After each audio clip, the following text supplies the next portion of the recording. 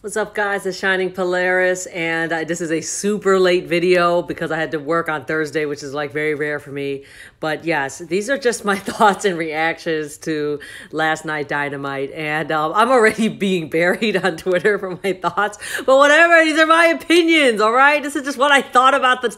So yeah, I'm gonna try to go quickly over all the matches and then talk about the two that I was really personally hurt by. So yeah, we're just gonna go start it off. First match was FTR versus Best Friends for the tag team title. Now, even though Best Friends were gonna did lose, I wasn't too sad about this because you know FTR is gonna have a long reign until they beat the Young Bucks or whatever that match is gonna happen. So I wasn't too surprised, but they obviously both teams look really good going in, and I like Best Friends like bubblegum pink gear. But of course, you know, FTR, big bunch of weenies, they cheated a hell lot. So Best Friends kind of had the momentum until Chuck came in and he went off the rope, but Tully grabbed his leg, so he fell. And then from then it was just all FTR.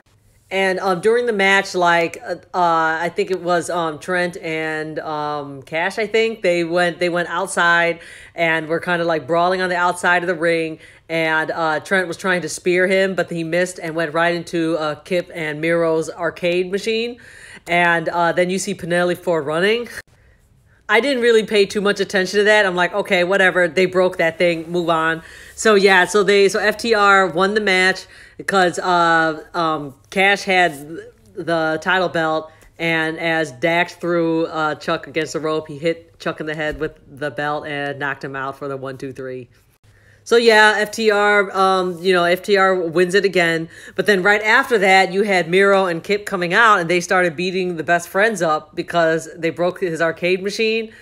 And I just rolled my eyes. I'm like, oh my God, what a ridiculous feud we're going to have now. But I mean, you know, it's all right. Like I said in my last video, I like Miro a lot, and I just really hope he does a single run and get rid of Kip because I'm not a really big Kip fan, so whatever. But that obviously led right into Miro's and Kip's tag team match. They were against Lee Johnson and Sean Maluto, and that match probably lasted less than 5 minutes. It was just total squash. So yeah, not going to talk about that. So next will be, I think it was MJF and Jericho segment, and this is where MJF was going to make his big announcement, and it was obviously, is he going to join the Inner Circle or not? But it was just funny the way that MJF, you know, just keep half talking French kind of deal. So yeah, so finally MJF with so many words were hypothetically, I may want to join the Inner Circle, and Jericho was like, oh, maybe hypothetically I want you to join. So at the end it was just hilarious. They said that they're going to talk it over like steak. But they both were so intense about it. They're like, we're going to have a steak dinner next week, and it's going to be at the restaurant. You better be there. It was just really funny and intense. They're just a bunch of goofballs. Oh yeah, highlight of that, 2 things, was Sammy Guevara's 5XL jacket, and that Jericho really hates the Animal Planet. And I think after that was this match right here, which is probably number 1 I was really, really looking forward to. And like I said in my last video, I was like, Orange has to win this because why would he go at this again when he just lost 2 weeks ago to Brody Lee? So despite the outcome, I actually really liked this match. You know, it showed a more technical side of Orange, and I mean, we saw so much of Orange lately, but he just keeps impressing us. Every time he goes up that ladder, you know, with the harder and harder opponents. And of course, Cody, you know, with the amateur wrestling background, yeah. And then Cody, you know, he just with the blonde hair back, he got wearing the light colors again. So anyways, the whole match, you got Dark Order trying to win it, but you know, OC, who's ultra babyface, took the belt away from John Silver, gave it to Arn Anderson. He's not going to cheat. And so yeah, so right at the end, it really looked like Orange was going to win because he actually landed a few of his biggest moves on Cody. And then as he did the mousetrap pin, you could hear the ref going 1, 2, 3. But what happened was the time ran out and he didn't win.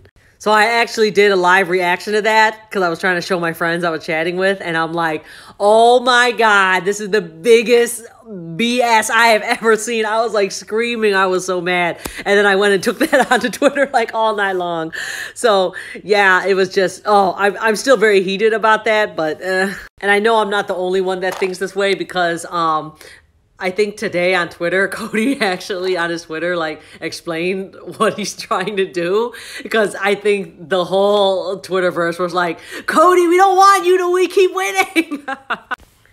Oh, and so during the match, they had Darby Allin looking on, and they announced that for Full Gear, Darby Allin is going to face whoever wins the TNT Championship. So, of course, since OC lost, you're like, oh, it's going to be Cody. But I think from the Backlash, or again, I trust AEW. They know what they're doing, that Orange and Cody are going to have another rematch in 2 weeks. So we'll see about that. At this point, I'm just going to expect that Orange is going to keep losing to Cody, and Cody's just going to keep putting himself over. And I know you guys are saying this is long-term storytelling. Okay, fine, it is. But it still sucks to see Cody win.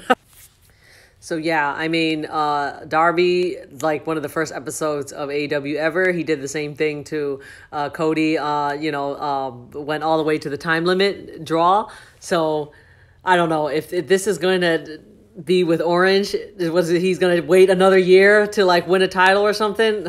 But anyway, on the other note, since my team of best friends all lost, they are currently not wearing any belts. And instead, let's see if I can pan. I think it's this way. Yes, my little squid guy. He has all the belts now.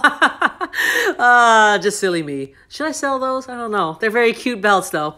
So sadly, right after that, I was just tweeting online, and I didn't really pay attention to the next two things that happened on the show. First was Matt Hardy, a little announcement. He's basically saying that he's like 100% healthy and he can go back and wrestle. And then on the screen, it revealed who hit him. And who hit him on the leg when he was talking to Private Party? It was Sammy Guevara. And I'm not the only one that think, like, stop with this feud. Just put Sammy versus MJF and get it over with. Like, Matt and Sammy, you both want to die. Like, what are you doing? I just thought it was funny that Matt had, like, his whole family there, because I have a feeling they, like, don't approve of him going at this again. But I'm sure they just want to do one more match, and that's probably in Full Gear, and hopefully they know what they're doing and don't get hurt. So good for them. And then I apologize. I actually didn't really watch the women's title match, even though I'm a huge fan of Hikaru Shida. Again, I was just so upset about the TNT, so I didn't really watch that at all. Yeah, of course, Hikaru won. I like Big Swole's outfit, and she looked really good in that, but that's all I can say. Oh, and speaking of the women's, I forgot. Britt Baker had a little video segment, which was hilarious, with Tony Schiavone. And I just really hope the way they can improve their women's division, put Shida and Britt Baker into a feud together that could last for months. So hopefully they'll do that soon, because Britt Baker is really the face of the women's division, and she will definitely get the title next time because she has so much charisma. But I think they could start building that story soon, and maybe by Revolution, hand the title off to her. But I'm really excited about that because I just want the women's division to do much better at AEW. And then last and not least, you have the world title match. This is Lance Archer versus Jon Moxley. And I was really hyped for this because they tweeted it a lot, both guys, and it's just all the theories about, New Japan, and Lance Archer keep writing on his Twitter there'll be surprises. So, and again, I'm not the only one that thinks this way, but that match ended, in my opinion, very horribly. Oh, God. Mox, he did a surprise roll-up with Lance, and then Kingston came in with Penta and they started to beat him up. So it was like they only had 15 more minutes left when their match started. You have to give Eddie Kingston 5 minutes to, do his talking and keep that rivalry going. And then it was like, after Lance lost, he just kicked him in the face and then just walked off. So again, I understand that the New Japan stuff is very far-fetched, and if there was any partnership, they may be way in the future. But it was like a really disappointing ending. It was just, I just feel that Lance is buried, and I don't know where he's going to go from here. And I know the people on Twitter telling me he is not buried, but I have said, you know, you have Lance who's supposed to be this monster. Everybody dies, whatever. And he goes on Dark and he beats up all these jobbers. But when it comes to the matches that really matter, he can't win. And I don't know, like, what's going to happen to him afterwards. It has to be something crazy. But of course, they're, you know, continuing this feud with Mox and Kingston. And I like Kingston a lot, so can't wait to see where this goes. Maybe some sort of unsanctioned match but for both of them in Full Gear, which would make sense, and we'll be excited to see. So yeah, I guess. So anyway, yeah, those are my thoughts on this week's Dynamite, and my pre-show thoughts were all completely wrong. So feel free to dislike and comment and hate me on there. But thank you guys for watching. Yeah, I just like doing these because I'm just a crazy fangirl. So again, just letting you guys know my birthday's coming up very soon, and so I will be definitely reviewing Dynamite because it's going to be on that day. So anyway, follow me on YouTube here, Instagram, Twitter at Shining Polaris, and I will see you next time.